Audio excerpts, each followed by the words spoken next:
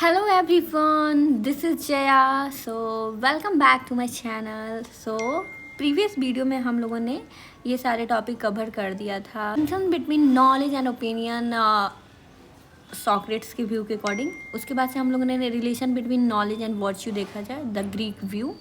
उसके बाद आज जो हम पढ़ेंगे, हमारा जो टॉपिक है वो, एक सेकेंड में पेन ले लेती हूँ।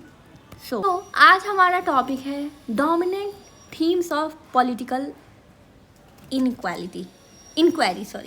So the Greeks were chiefly interested in philosophy. So जो ग्रीक थे वो मतलब ज़्यादा इंटरेस्टेड थे फिलोसफी में। फिलोसफी मीन्स होता है मतलब search for truth, wisdom and knowledge. Basically they wanted, Greek जो हैं मतलब चाहते थे to understand how universe work and what laws control nature. In this pursuit, they sought to inquire into the laws governing the universe. Basically जो Greek जो हैं वो चाहते मतलब वो जानना चाहते थे कि यूनिवर्स का जो लॉ है वो कैसे, मतलब यूनिवर्स का क्या लॉ है, वो कैसे चलता है, ठीक है। और मतलब जो नेचर है कैसे काम करता है, like that, okay. They believed that the universe was a product of the creative reason. So Greek जो होते हैं बिलीव करते हैं that universe was created through reason like logic, आप इसको बोल सकते हो, ठीक है। यहाँ पे रीज़न दैट इज़ लॉजिक, यहाँ पे आप लिख सकते हो अपने पेन हो या पेंसिल हो अपने बुक में, या फिर हाँ मेक श्योर रखना कि आपके पास ये बुक हो, western political thoughts bye OP गावा। हम चैप्टर 3 जो है वो डील कर रहे हैं, ठीक है। एंड इसके पहले भी मैंने 3 वीडियो जो है उसको अपलोड कर दिया है, सो प्लीज़ उसको भी देख लेना, तो लाइन बाय लाइन आपको समझ आएगी, ठीक है। All natural phenomena were therefore governed by certain uniform and immutable laws. Basically everything in nature follows fixed and unchanging law, ठीक है। इस लाइन का मतलब यही हुआ कि मतलब जो भी मतलब नेचर की हर घटना, मतलब हर घटना जो भी नेचर की घटना है और लाइक यूनिफॉर्म एंड इम्यूटेबल नियमों के अनुसार होती है। मतलब नेचर का कोई भी मतलब घटना है वो किसके अनुसार होती है, नियमों के अनुसार, लाइक लॉज के अनुसार, okay. So which could be discovered by the human facility of reason. Okay, मतलब basically human can discover these laws by using their intelligence and logical thinking. Initially the Greeks focus on analysis of external world. Basically जो Greeks थे वो सबसे पहले focus किए किस पे, nature पे, ठीक, एंड एक्सटर्नल वर्ल्ड मतलब बाहरी दुनिया, ठीक, मतलब outside the world like. But by the 5th century BC they become interested in analysis of human nature. सो यहाँ पे मतलब जो 5th century BC है उसके बाद अगर देखें तो they started studying human behaviour through thoughts and character. तो 5th century BC के बाद जो ग्रीक्स थे वो इंटरेस्टेड किस चीज़ में हो गए, ह्यूमन का बिहेवियर कैसा है, ह्यूमन का मतलब नेचर कैसा है, उनके थॉट्स कैसे हैं, कैरेक्टर क्या है, उस पर वो ज़्यादा फोकस करने लगे, तो उस पर वो स्टडी करने लगे, ओके। उसके बाद the internal world of man, okay, they notice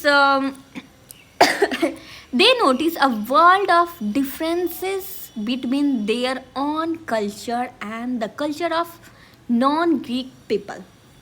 so Greek जो थे ऑब्जर्व करते थे that Greek culture was a very difficult from the other culture. Greek ने मतलब ऑब्जर्व किया ह्यूमन का जो नेचर है उसको, उसमें वो स्टडी किए हैं उनका बिहेवियर, कैरेक्टर। तो उसके बाद ग्रीक जो हैं उनको मतलब पता चला कि जो ग्रीक का कल्चर है वो और अदर जो कल्चर है उसमें बहुत सारे डिफरेंसेस हैं, वो ऑब्जर्व करते हैं। Okay, whom they are called barbarians, that is important। okay, like Greek called non Greek people। okay, this is मतलब नॉन ग्रीक पीपल जो हैं यहाँ पे उसको हम क्या कहते हैं, बारबेरियन कहते हैं, ग्रीक बताते हैं। ठीक है, सो नॉन ग्रीक पीपल का मतलब ये हो जाता है जो फॉरेनर्स थे। ओके, तो वो उनको वो बारबेरियंस कहते थे। ठीक है, they began to investigate the reasons behind these perceptible differences। So Greek wanted to know why different society and cultures are different। basically उन्होंने यह जानने की कोशिश की कि क्यों समाजों और संस्कृति मतलब सोसाइटी एंड कल्चर में इतने अंतर क्यों हैं, वो ये बात को समझते हैं। ठीक है, नेक्स्ट पैरा हम स्टार्ट करते हैं। यहाँ तक किसी को दिक्कत है क्या तो बताना मुझे। But the Greeks who were intensely inspired by their reason belief religious beliefs. So Greek people जो थे वो इंस्पायर्ड थे their religions and story about gods and goodness. Okay, यहाँ ये इंपॉर्टेंट पॉइंट हो जाता है। ग्रीक जो थे इंस्पायर्ड थे किससे, उनके religious belief and religious belief and wonderful narrative of the god and goodness. ठीक, start had become fearless about their destiny। So Greek believed that human could shape their own future। They firmly held that man himself was capable of molding his society into an excellent form। Basically Greek believed that people have the ability to improve society। So Greek का मानना था कि मनुष्य अपने समाज को बेहतर और आदर्श बना सकता है। Indeed their intellectual curiosity was not bound by any limits। So Greek were very curious and always wanted to learn new things। They realized that man was endowed by nature with certain facilities। Okay, like they believe humans are born with special abilities like thinking and reasoning। Greek का मानना था कि प्रकृति ने मनुष्य को सोचने और समझने और तर्क करने की क्षमता दी है। Okay, it was his duty to develop and use them. So people should develop and properly use their ability। In other words, man should apply his facility on reason to improve his life। So a person should use logic and intelligence to make better life। मतलब these lead to the needs of political organization, the necessary instrument of good life। because human life together they need a good political system to ensure the better life। तो मतलब उनको मतलब अच्छा एक political organisation चाहिए जो कि उनको मदद करे उनके जीवन को अच्छा बनाने में। लाइक जैसे आज के ज़माने में हम देखते हैं ना मतलब हमारा ड्यूटी राइट्स को गवर्नमेंट जो थी इंश्योर करती है कि मतलब कोई भी पीपल या कोई भी इंसान उनके राइट्स को या फिर गवर्नमेंट खुद भी उनके राइट्स को वायलेशन ना करे, लाइक दैट। मतलब अगर हिंदी में मैं इस लाइन को बताऊं तो उन अच्छा जीवन जीने के लिए पॉलिटिकल ऑर्गेनाइजेशन और इम्पॉर्टेंट है, like that. Okay, So Aristotle declared that man is the nature of a political animal. And according to Aristotle, he said that human naturally live in a society and need the state. Line जो होता है ये इसको star mark कर लो. ऐसे question आ जाते हैं exam में कि ये जो पॉइंट है ये किसका कहना है. ऑप्शन में दे देगा Aristotle, Pluto, Rousseau and Hegel, like that ऐसा कुछ दे देगा तो आपको बताना पड़ेगा. ठीक है. तो man is by nature a political animal, ये किसने बोला? तो एरिस्टोटल ने बोला. ठीक. He argued that a man who come live without a state is either a best or a good. Either best or good. Okay.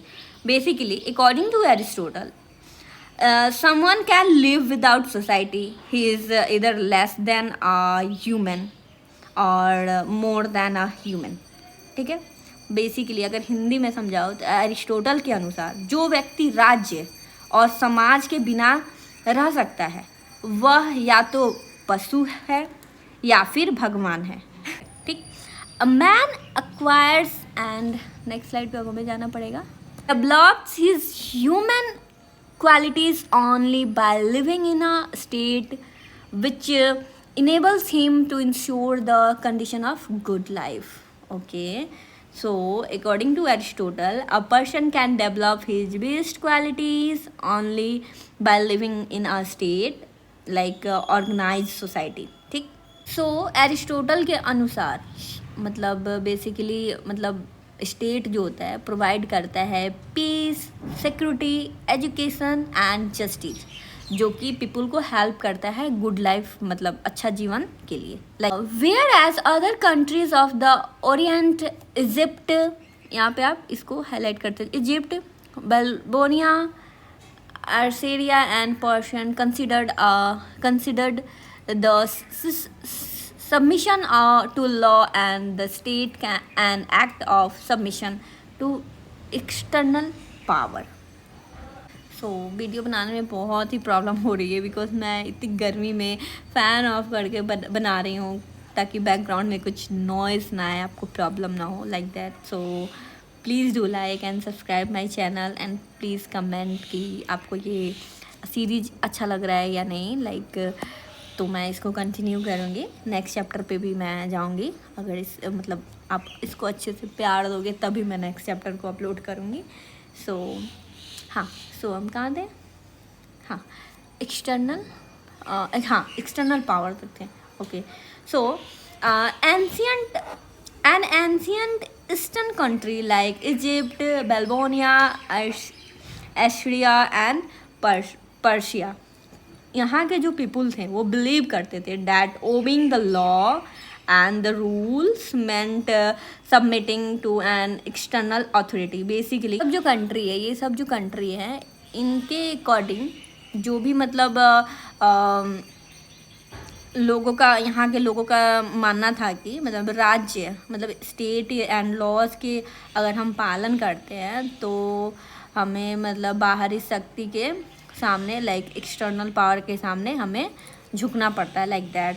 उसके बाद the Greeks regarded it's an act of following the dictates of one's own higher self. So they believe Greek believe that following the laws means following your own reason and moral conscience, not just obeying the law. Basically Greeks का मानना था कि कानून का पालन करना उनके reason और हायर सेल्फ का पालन करना, न कि किसी बाहरी शक्ति को डर से करना. यहाँ तक किसी को प्रॉब्लम नहीं ना? ठीक.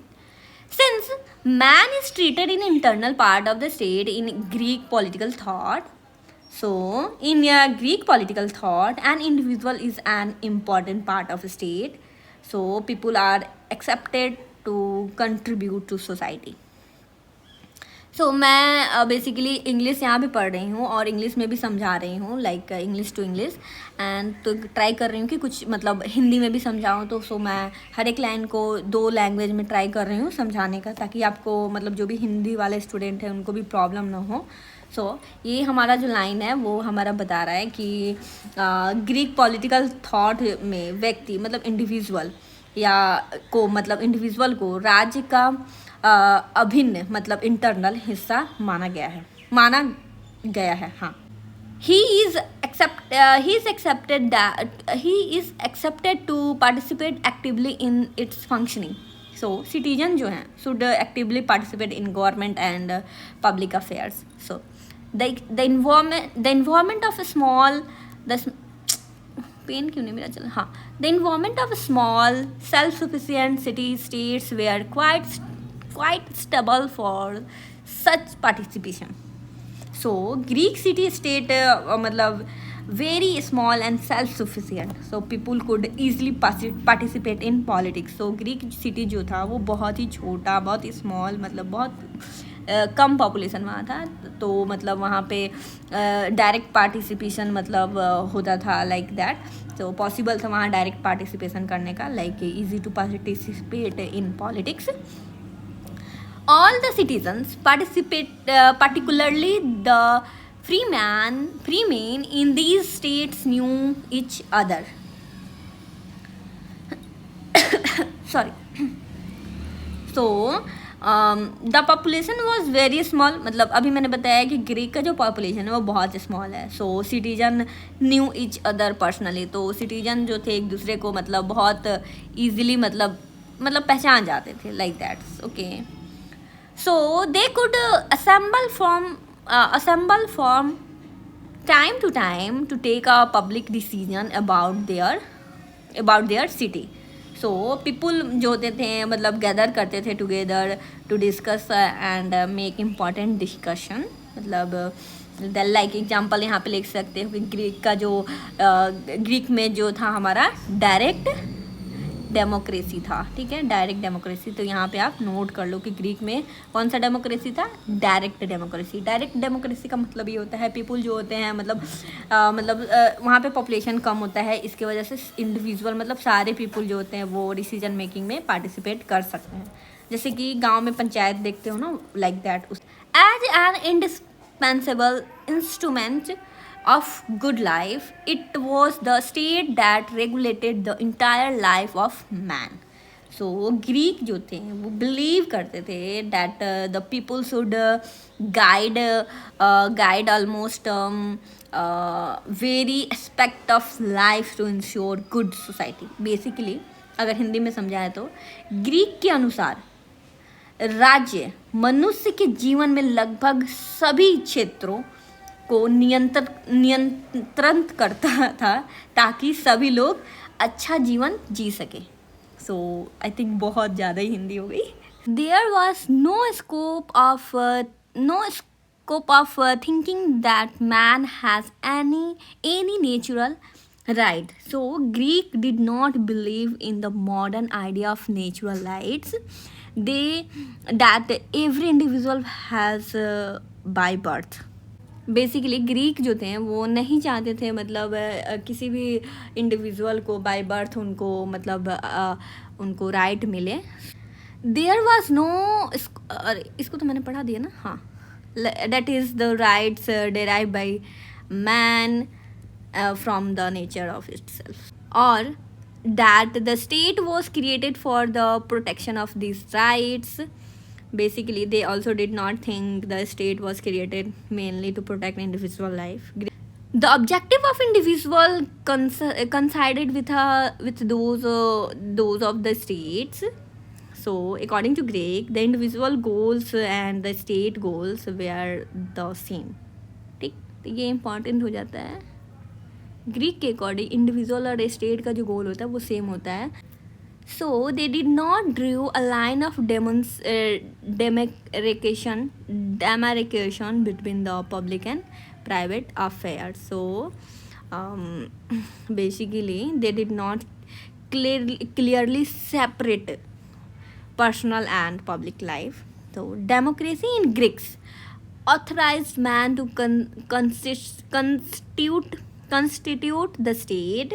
सो ग्रीक का जो डेमोक्रेसी है वो सिटीजन को मतलब कहता है कि right to participate in government, मतलब वो मतलब ग्रीक का डेमोक्रेसी मतलब इंडिविजुअल को राइट देता है कि वो डेमोक्रेसी में पार्टिसिपेट कर सके, and and thereby provided them with a political rights, and people have had political rights मतलब लोगों को मतलब political rights देता है, such as participating in a public decision making. So मैंने अभी बताया यहाँ पे मतलब ग्रीक में डायरेक्ट डेमोक्रेसी है, तो उसी को मतलब यहाँ पे लैंग्वेज में समझाया जाता है लाइक दैट. ठीक. सो कहाँ थे हम लोग? हाँ, यहाँ पे. But it did not recognize any rights of individual against the authority of the state. So individual जो है could not claim rights against the state. The state was considered more important than the individual. So individual जो है claim मतलब could not, वो claim नहीं कर सकता है कि मतलब rights against the state, because the state was considered important than the individual. मतलब state को ज़्यादा महत्व दिया जाता है in compared to individual. So there was no scope for the concept of civil rights. The in modern idea of civil rights, which protect individual excessive state power, not exist in ancient Greek. Basically मतलब जो civil right है, civil right का मतलब क्या होता है? नागरिक अधिकार. ठीक. that is the rights restricting the state from exercising in control over the individual. Ancient Greeks were rooted in their long existed customs. Basically, the laws of ancient Greeks was based on the old custom and tradition. मतलब जो भी ancient Greeks का जो laws है वो based होता है किससे? custom से. मतलब जो भी पहले के rooted long existent customs है, हमारे custom है, tradition है, like that. So there was no scope for the ideas that law is the expression of anybody's will. Greek did not believe that one king or one person could make law according to this one vices. The Greeks generally argued that a true polis realized on rule by laws, not by men. कोई line छूट गया क्या? हाँ, ये वाला line हमने छोड़ दिया. सॉरी. और it is the product of deliberation of legislative organ. Basically, they also did not think that laws were simply made by legislature, like legislature मतलब law making body. Okay. So the Greeks generally argue that a true polis relies on rule by laws, not by men. So a good state should be governed by law, not by personal wishes of ruler. मतलब basically rule of मतलब यहाँ पे बोला जा रहा है कि एक अच्छा स्टेट वही होगा जो रूल बाय मतलब गवर्नमेंट के लॉ के अनुसार चलेगा, ना कि पर्सनल किसी भी इंसान के मतलब मन के या फिर उसके रूल के according. Okay. Even absolute monarch wherever they existed did not introduce any new laws. So मतलब इवन पावरफुल किंग, मोनार्च में हम देखते हैं ना कि मतलब किंग का रूल चलता है like that.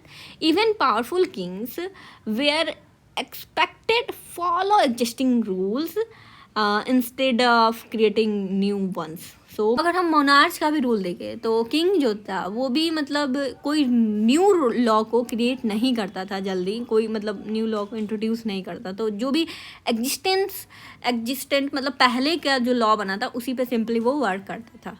Similarly, no democratic regime like the one that flourished in Athens sought to make any new law. So even democratic governments मतलब एथेंस में जो था हमारा डेमोक्रेटिक गवर्नमेंट था like Athens mainly follow existing laws instead to constantly creating law. मतलब अगर हम Athens का भी देखें जहाँ पे हम डेमोक्रेटिक गवर्नमेंट हम देखते हैं, वहाँ पे भी मतलब न्यू लॉ को मतलब नहीं बनाया जाता था, जो भी एग्जिस्टिंग लॉ थे उसी को फॉलो किया जाता था. Eventually the Greeks come to believe the laws is internal part of nature. So Greek believed that law is a part of nature itself, just like natural law and laws of society also naturally exist. Okay, it is perpetual and unalterable like the laws of nature itself. Okay, मतलब basically they Greek believe that कि मतलब laws जो है permanent है, unchangeable है, like the laws of nature. Law मतलब nature, laws of nature को हम मतलब चेंज नहीं कर सकते हैं, उसी तरह like that it can be discovered through thought, it can be discovered through human facility of reason. So but it cannot be changed at will. No ruler can change laws whenever he wants. So किसी भी ruler के according मतलब laws को हम change नहीं कर सकते हैं. So the state is concerned with the application, not the creation of law. So the main duty of state, मतलब मेन ड्यूटी जो स्टेट क्या है, to enforce and apply law, not to create them. So thus the Greek recognized judicial function of the state and not its legislative function. So Greek gave more important to the judiciary, मतलब justice, than to the legislative like law making body. So Greek ने judiciary को मतलब ज़्यादा importance दिया in compare to legislature like law making body. While dispensation of justice were sanctioned by religion, law had no religion sanction behind it. So religion मतलब religion जो है support the idea of justice. religion जो है मतलब support करता है idea of justice का, but law itself was not based on religion. but law जो है वो religion पे based नहीं होता है, बट रिलीजन जो है वो जस्टिस को सपोर्ट करता है. यहाँ पे इस लाइन का मतलब ये हुआ. Hence application of law in any case was required to be argue, defended और challenged by human reason itself. So every law should be explained, defended और question during using logic and reason. Basically मतलब जितने भी law हैं वो मतलब explain करते हैं, डिफेंड मतलब बचाते हैं, बचाना, चैलेंज मतलब चुनौती देते हैं, कोई मतलब यूज़ करते हैं अपने रीज़न और लॉजिक को. सो मतलब people should not accept law blindly, ताकि मतलब लोग जो हैं लॉ को बाइंडली एक्सेप्ट ना करें. सो नेक्स्ट स्लाइड पे हम चलते हैं. यहाँ तक किसी को अगर प्रॉब्लम है तो प्लीज़ कमेंट करें. सो ओके, सो आज का लेक्चर यहीं तक रहेगा बिकॉज वीडियो बहुत लंबी हो जा रही है. एंड आई डोंट नो मेरे आईपैड में क्या इशू आ रही है. लाइक मैं जब भी वीडियो बना रही हूँ आई डोंट नो कैसे वो कट हो जा रही है, बार बार कट हो जा रही है, तो बहुत प्रॉब्लम हो रही है. तो प्लीज़ गाइज प्लीज़ लाइक कर देना, एंड प्लीज़ लाइक कर देना guys. So thank you so much for watching, and comment करो अगर कोई भी क्वेश्चन हो तो.